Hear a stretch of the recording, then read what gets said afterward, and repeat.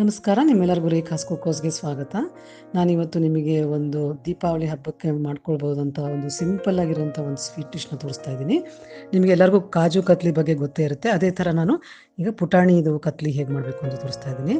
ಇದು ತುಂಬಾ ಸಿಂಪಲ್, ಒಂದು 5 ನಿಮಿಷದಲ್ಲಿ ನೀವು ಒಲೆ ಹಚ್ಚೋ ಅವಶ್ಯಕತೆಯೂ ಇಲ್ಲ. ತುಂಬ ಫಾಸ್ಟಾಗಿ ಮಾಡ್ಕೊಬೋದು, ತುಂಬ ಟೇಸ್ಟಿಯಾಗೂ ಇರುತ್ತೆ. ನೋಡೋಣ ಬನ್ನಿ ಹೇಗೆ ಮಾಡೋಣ ಅಂತ.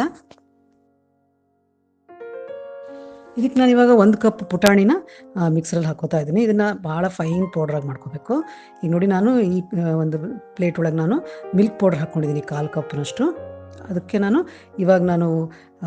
ಮಿಕ್ಸರಲ್ಲಿ ಮಾಡಿಟ್ಕೊಂಡಿರುವಂಥ ಪುಟಾಣಿನ ಅದನ್ನು ಜರಡಿ ಮಾಡ್ಕೋತಾ ಇದ್ದೀನಿ. ಯಾಕಂದರೆ ನಮಗೆ ಇಲ್ಲಿ ಪೂರ್ತಿ ಫೈನ್ ಪೌಡರ್ ಬೇಕು, ಸಣ್ಣದಾಗಿರ್ಬೇಕದು. ಅದಕ್ಕೆ ಇದನ್ನು ಜರಡಿ ಮಾಡ್ಕೋತಾ ಇದ್ದೀನಿ.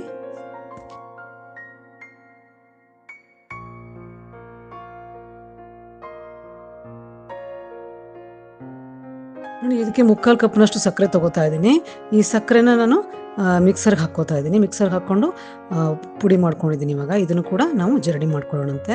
ನಮಗೆ ಒಂದು ಸ್ಮೂತ್ ಆಗಿರೋ ಪೌಡ್ರ್ ಬೇಕು. ನೋಡಿ, ಈ ಥರ ನಾವು ಚೆನ್ನಾಗಿ ಇದನ್ನು ಜರಡಿ ಮಾಡ್ಕೊಳ್ಳೋಣ.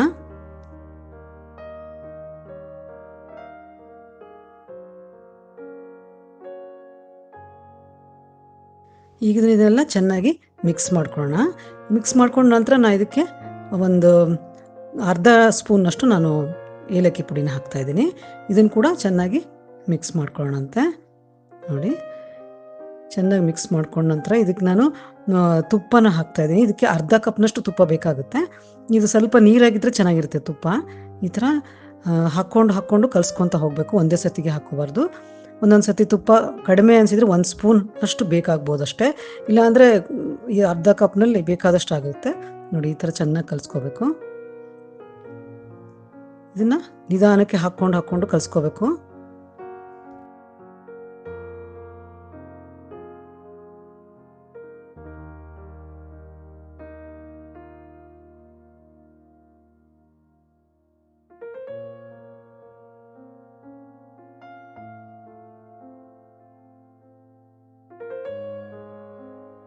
ನೋಡಿ, ಈ ಥರ ಹೆಂಗೆ ಸ್ಮೂತ್ ಆಗಿದೆ ನೋಡಿ. ಈಗ ಈ ಥರ ಸ್ಮೂತ್ ಆಗಿರಬೇಕು. ಈ ಥರ ಸಾಫ್ಟ್ ಆಗಿರೋ ಒಂದು ಕಣಕ ರೆಡಿಯಾಗಿದೆ. ಈ ಥರ ರೆಡಿ ಮಾಡ್ಕೋಬೇಕು. ಬಟರ್ ಪೇಪರ್ ತೊಗೊಂಡಿದ್ದೀನಿ. ಬಟರ್ ಪೇಪರಿಗೆ ಕೂಡ ತುಪ್ಪ ಹಚ್ಕೊಂಡಿದ್ದೀನಿ.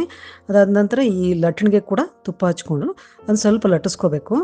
ನೋಡಿ, ಸ್ವಲ್ಪ ಅದನ್ನು ಲಟ್ಟಿಸ್ಕೊಂಡ್ರೆ ಆಮೇಲೆ ಇನ್ನೊಂದು ಪದರ ಈ ಥರ ಅದ್ರ ಮೇಲೆ ಹಾಕ್ಕೊಂಡು ಲಟ್ಸ್ಕೋಬೋದು, ಅಂಟುತ್ತೆ ಅಂತ ನಿಮ್ಗೆ ಅನಿಸಿದರೆ. ನೋಡಿ, ಈ ಥರ. ನಿಮ್ಮ ಹತ್ರ ಬಟರ್ ಪೇಪರ್ ಇಲ್ಲ ಅಂದರೆ ನೀವು ಒಂಥರ ಒಂದು ವೈಟ್ ಪೇಪರ್ ಇರುತ್ತೆ, ಅದಕ್ಕೇ ಸ್ವಲ್ಪ ಎಣ್ಣೆ ಹಚ್ಕೊಂಡ್ರೆ ಅದೇ ಬಟರ್ ಪೇಪರ್ ಆಗುತ್ತೆ.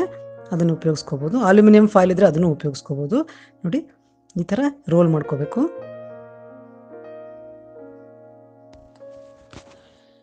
ನೋಡಿ, ಇವಾಗ ಇದಕ್ಕೆ ಈಗ ಏನು ಮಾಡ್ತಾ ಇದ್ದೀನಿ ಅಂದರೆ, ನಾನು ಈ ಥರ ಲಟ್ಟಿಸ್ಕೊಂಡಿದ್ದೀನಲ್ಲ, ಇವಾಗ ನೋಡಿ ಇದು ಭಾಳ ದಪ್ಪನಾಗಿಲ್ಲ, ನಾನು ಸ್ವಲ್ಪ ತಿನ್ನಾಗಿ ಇಟ್ಕೊಂಡಿದ್ದೀನಿ. ಈ ಕಾಜು ಕತ್ಲಿ ಪೀಸಸ್ಗಳು ಹೆಂಗೆ ಇರುತ್ತಲ್ಲ ಅದೇ ಥಿಕ್ನೆಸ್ನ ನಾನು ಮೇಂಟೈನ್ ಮಾಡ್ತಾಯಿದ್ದೀನಿ. ಈಗ ನಾನು ಇದನ್ನು ಒಂದು ಡೈಮಂಡ್ ಶೇಪಲ್ಲಿ ಕಟ್ ಮಾಡ್ಕೋತಾ ಇದ್ದೀನಿ. ಈ ಥರ ಡೈಮಂಡ್ ಶೇಪಲ್ಲಿ ಕಟ್ ಮಾಡಿಕೊಂಡು ಇದಾದ ನಂತರ ನಾನು ಇದರ ಮೇಲೆ ಸಿಲ್ವರ್ ಫಾಯಿಲ್ನ ಹಾಕ್ತಾಯಿದ್ದೀನಿ.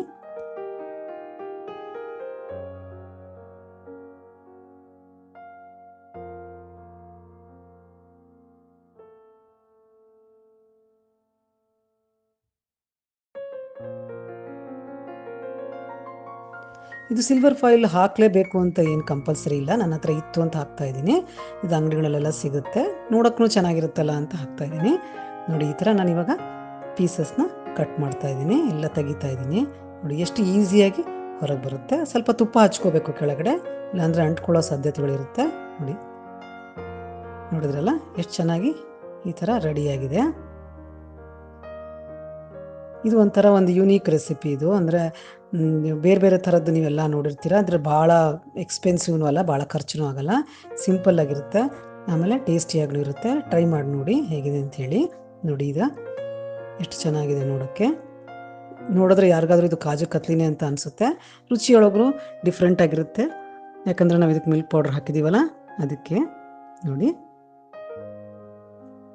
ನೋಡಿದ್ರಲ್ಲ, ನೋಡಿ ಎಷ್ಟು ಸಾಫ್ಟಾಗಿರುತ್ತೆ ಇದು. ಅಂದರೆ ನೀವು ಒಲೆ ಹಚ್ಚಲಾರ್ದೇ ಇಷ್ಟೊಂದು ಸಾಫ್ಟಾಗಿರೋಂಥ ಒಂದು ಒಳ್ಳೆ ಸ್ವೀಟ್ನ ನೋಡಿದ್ರಲ್ಲ ಹೇಗೆ ಮಾಡೋದು ಅಂತ. ನೋಡಿ, ನನ್ನ ಚಾನೆಲ್ನ ವಾಚ್ ಮಾಡಿ ಸಬ್ಸ್ಕ್ರೈಬ್ ಮಾಡ್ಕೊಳ್ಳಿ. ಧನ್ಯವಾದಗಳು.